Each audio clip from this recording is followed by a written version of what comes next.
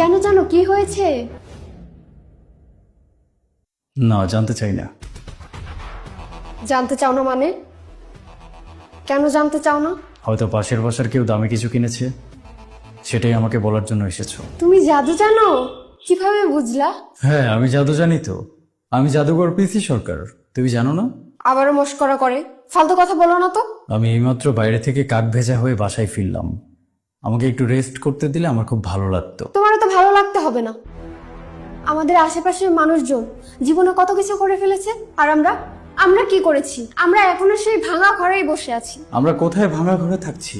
আমরা এত সুন্দর একটা বাসায় থাকি। এত সুন্দর একটা বাসায় কয়জনই বা থাকতে পারে? ওটা কথার কথা, বোঝার মতো বুদ্ধি তোমার হয়নি। হ্যাঁ, বুদ্ধি তো আমার একটু কমই। তুমি জানো না, তার মধ্যে বৃষ্টিতে ভিজে এসেছি তো ব্রেন কম কাজ করছে। আমি একটু রেস্ট করি। আমার কথা শুনে যাও, তা না হলে কিন্তু আজকে তোমার ভাত বন্ধ। এত অল্পতে রাগ করলে হয়? ভাত বন্ধ করবা মানে কি? তুমি বলো, আমি শুনছি তো। পাশের বাসার ভাই ভাবিকে 1 লক্ষ টাকা দিয়ে নেকলেস কিনে দিয়েছে। একবার চিন্তা করে দেখো। সেটা আমার চিন্তা করার কি বা দরকার? কি বললে? না, আমারই তো চিন্তা করার দরকার। পাশের বাসার ভাই ভাবিকে 1 লক্ষ টাকা দিয়ে নেকলেস কিনে দিয়েছে, সেটা আমি চিন্তা না করলে কে চিন্তা করবে? এটা তো আমারই চিন্তার বিষয়। পাশের বাসার ভাই হাজবেন্ড হিসেবে কত ভালো, একবার চিন্তা করে দেখো। হ্যাঁ, সেটাও তো আমারই চিন্তা করতে হবে। এরকম হাজবেন্ড পাওয়া ভাগ্যের ব্যাপার। হ্যাঁ, ভাগ্যের ব্যাপার। আর আমার মতো হাজবেন্ড পাওয়া কি? কি বললে? বললাম যে সত্যি এরকম হাজবেন্ড পাওয়া ভাগ্যের ব্যাপার।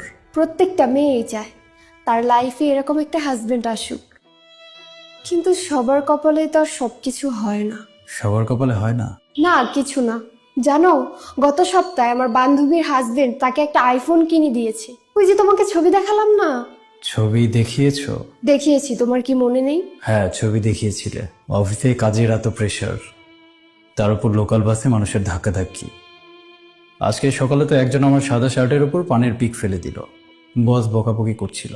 এত প্রেশারের মাঝে তোমার ফ্রেন্ডকে তার হাজব্যান্ড একটা আইফোন গিফট করেছে, সেটা আমি কি করে ভুলে যাই?